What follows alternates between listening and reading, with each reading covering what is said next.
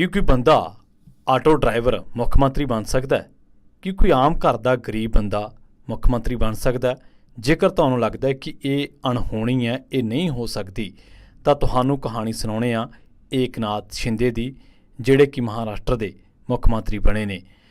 ਸਿਆਸੀ ਨਜ਼ਰੀਏ ਤੋਂ ਦੇਖਿਆ ਜਾਵੇ ਤਾਂ ਏਕਨਾਥ ਸ਼ਿੰਦੇ ਨੂੰ ਬਹੁਤ ਪੱਖਾਂ ਤੋਂ ਕਿਸੇ ਨਾ ਕਿਸੇ ਤਰੀਕੇ ਇਸ ਕਹਾਣੀ ਦੇ ਵਿੱਚ ਵਿਲਨ ਵੀ ਕਿਹਾ ਜਾ ਸਕਦਾ ਹੈ।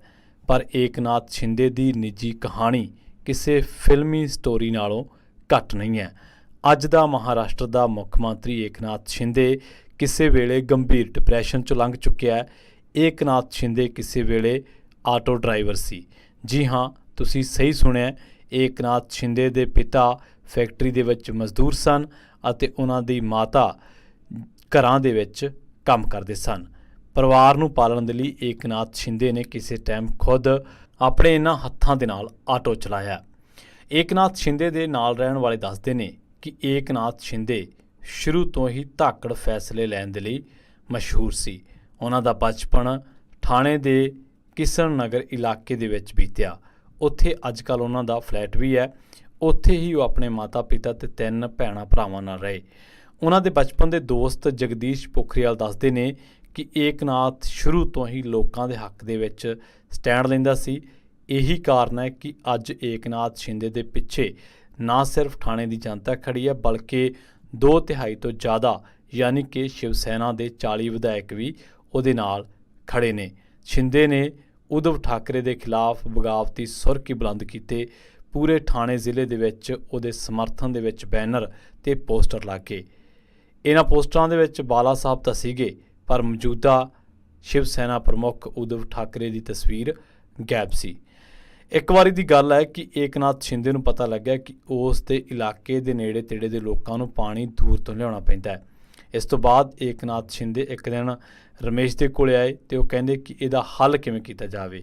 ਤਾਂ ਫਿਰ ਰਮੇਸ਼ ਨੇ ਉਹਨੂੰ ਕਿਹਾ ਕਿ ਸਿਆਸਤ ਦੇ ਵਿੱਚ ਆ ਜਾ, ਕਈ ਸਮੱਸਿਆ ਦਾ ਹੱਲ ਹੋ ਜਾਊਗਾ।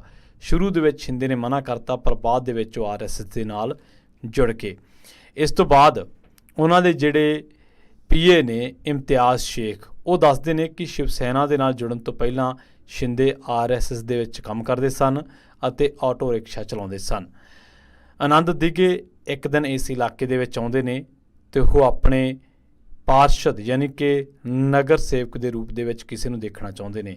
ਇਹਦੇ ਨਾਲ ਹੀ ਬਹੁਤ ਸਾਰੇ ਮੁਸਲਮਾਨ ਉੱਥੇ ਖੜੇ ਹੁੰਦੇ ਨੇ ਅਤੇ ਇਮਤਿਆਜ਼ ਵੀ ਖੜਾ ਹੁੰਦਾ ਅਤੇ ਉਹ ਇੱਕੋ ਸੁਰ ਦੇ ਵਿੱਚ ਏਕਨਾਥ ਸ਼ਿੰਦੇ ਦਾ ਨਾਂ ਅੱਗੇ ਕਰ ਦਿੰਦੇ ਹੈ। ਇਸ ਤੋਂ ਬਾਅਦ ਸ਼ਿੰਦੇ ਦੀ ਸਰਗਰਮ ਰੂਪ ਦੇ ਵਿੱਚ ਰਾਜਨੀਤਿਕ ਐਂਟਰੀ ਹੋ ਜਾਂਦੀ ਹੈ ਅਤੇ ਉਹ ਦੱਸਦੇ ਨੇ ਕਿ ਏਕਨਾਥ ਸ਼ਿੰਦੇ ਨੇ ਫਿਰ ਇੱਥੋਂ ਹੀ ਮਨ ਬਣਾ ਲਿਆ ਸੀਗਾ ਕਿ ਉਹ ਪਹਿਲਾਂ ਲੋਕਲ ਚੋਣਾਂ ਲੜਨਗੇ।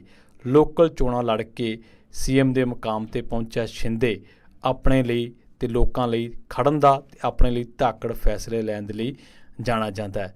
1990-92 ਦੇ ਵਿੱਚ ਇੱਕ ਟਾਈਮ ਇਹੋ ਜਿਹਾ ਵੀ ਆਇਆ ਜਦੋਂ ਸ਼ੱਬਾ ਜੀ ਸ਼ਿੰਦੇ, ਜਿਹੜੇ ਕਿ ਉਹਨਾਂ ਦੇ ਪਿਤਾ ਜੀ ਨੇ, ਉਹਨਾਂ ਨੂੰ ਗੱਤੇ ਦੀ ਫੈਕਟਰੀ ਦੇ ਵਿੱਚ ਕੰਮ ਕਰਨਾ ਪਿਆ ਅਤੇ ਉਹਨਾਂ ਦੀ ਮਾਤਾ ਨੂੰ ਘਰਾਂ ਦੇ ਵਿੱਚ ਕੰਮ ਕਰਨਾ ਪਿਆ। ਇਸ ਦੇ ਬਾਵਜੂਦ ਉਹਦੇ ਕਈ ਨੇੜਲੇ ਸਾਥੀ ਦੱਸਦੇ ਹੈ ਕਿ ਗਰੀਬੀ ਦੇ ਬਾਵਜੂਦ ਵੀ ਸ਼ਿੰਦੇ ਨੇ ਕੋਈ ਗਲਤ ਰਾਹ ਨਹੀਂ ਚੁਣਿਆ ਅਤੇ ਹਮੇਸ਼ਾ ਆਪਣਿਆਂ ਦੀ ਮਦਦ ਦੇ ਲਈ ਤਿਆਰ ਰਹਿੰਦਾ ਸੀ।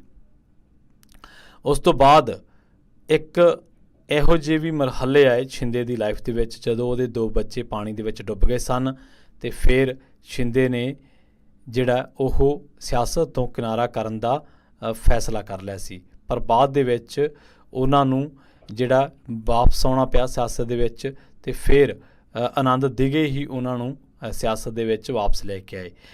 ਇੱਕ ਟਾਈਮ ਇਹੋ ਜਿਹਾ ਸੀ ਜਦੋਂ ਸ਼ਿੰਦੇ ਮਜ਼ਦੂਰ ਬਣਿਆ, ਮਛਲੀ ਛਿੱਲਣ ਦਾ ਕੰਮ ਵੀ ਕੀਤਾ। ਆਰਥਿਕ ਤੰਗੀ ਨੂੰ ਤੋਂ ਉਭਰਨ ਦੇ ਲਈ ਏਕਨਾਥ ਸ਼ਿੰਦੇ ਆਟੋ ਵੀ ਚਲਾਉਂਦਾ ਸੀ ਅਤੇ ਨਾਲ ਲੇਬਰ ਕੰਟਰੈਕਟਰ ਦੇ ਰੂਪ ਦੇ ਵਿੱਚ ਕੰਮ ਕਰਦਾ ਸੀ। ਕਈ ਵਾਰੀ ਐਸਾ ਵੀ ਹੁੰਦਾ ਸੀ ਕੰਮ ਜ਼ਿਆਦਾ ਹੁੰਦਾ ਸੀ ਅਤੇ ਮਜ਼ਦੂਰ ਘੱਟ ਹੁੰਦੇ ਸੀ। ਇਸ ਵਕਤ ਖੁਦ ਸ਼ਿੰਦੇ ਨੇ ਬਤੌਰ ਲੇਬਰ ਕੰਮ ਕੀਤਾ ਅਤੇ ਆਪਣੇ ਹੱਥਾਂ ਦੇ ਨਾਲ ਉਹਨੇ ਮੱਛੀਆਂ ਸਾਫ਼ ਕੀਤੀਆਂ। ਬਹੁਤ ਵਾਰ ਪਾਣੀ ਦੇ ਵਿੱਚ ਡੁੱਬਦੇ ਇੱਕ ਮੁਹੱਲੇ ਨੂੰ ਇੱਕ ਵਾਰੀ ਉਹਨੇ ਬਚਾਇਆ ਸੀ।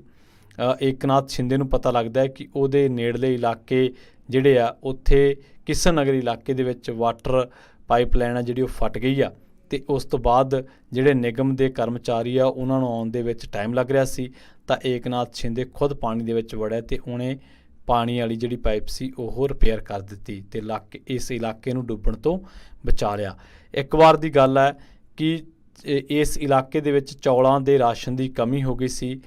ਲੋਕਲ ਬੰਦਿਆਂ ਨੇ ਕਿਹਾ ਕਿ ਨਾ ਚਾਵਲ ਮਿਲ ਰਿਹਾ ਨਾ ਚੀਨੀ, ਤੇ ਜਦੋਂ ਏਕਨਾਥ ਸ਼ਿੰਦੇ ਨੂੰ ਪਤਾ ਲੱਗਿਆ ਤਾਂ ਉਹਨਾਂ ਨੇ ਸਿੱਧੇ ਗਏ, ਉਹ ਜਿਹੜੀਆਂ ਕੰਪਨੀਆਂ ਪੈਕ ਕਰਦੀਆਂ ਸਨ, ਤੇ ਉੱਥੇ ਪਹੁੰਚ ਕੇ ਉਹਨਾਂ ਨੇ ਉੱਥੋਂ ਰਾਸ਼ਨ ਚੱਕ ਕੇ ਕਮਲਾ ਨਗਰ ਦੇ ਇਲਾਕੇ ਤੱਕ ਇਹ ਰਾਸ਼ਨ ਨੂੰ ਪਹੁੰਚਾ ਦਿੱਤਾ ਸੀ। ਸੋ ਲੋਕ ਦੱਸਦੇ ਆ ਕਿ ਏਕਨਾਥ ਸ਼ਿੰਦੇ ਆਪਣੇ ਰਾਜਨੀਤਿਕ ਗੁਰੂ ਆਨੰਦ ਦਿਘੇ ਦੇ ਨਕਸ਼ੇ ਕਦਮ 'ਤੇ ਚੱਲਦੇ ਆ, ਤੇ ਹੁਣ ਏਕਨਾਥ ਸ਼ਿੰਦੇ ਮੁੱਖ ਮੰਤਰੀ ਬਣ ਗਏ ਨੇ।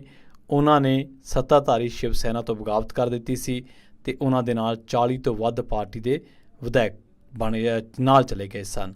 ਸੋ ਇਹ ਹੈ ਏਕਨਾਥ ਸ਼ਿੰਦੇ ਦੀ ਸਟੋਰੀ। ਜਿਹੜਾ ਬੰਦਾ ਆਟੋ ਡਰਾਈਵਰ ਸੀ, ਮੱਛੀਆਂ ਛਿਲਦਾ ਸੀ, ਲੋਕਾਂ ਦੇ ਕੰਮ ਆਉਂਦਾ ਸੀ, ਤੇ ਅੱਜ ਉਹ ਮਹਾਰਾਸ਼ਟਰ ਦਾ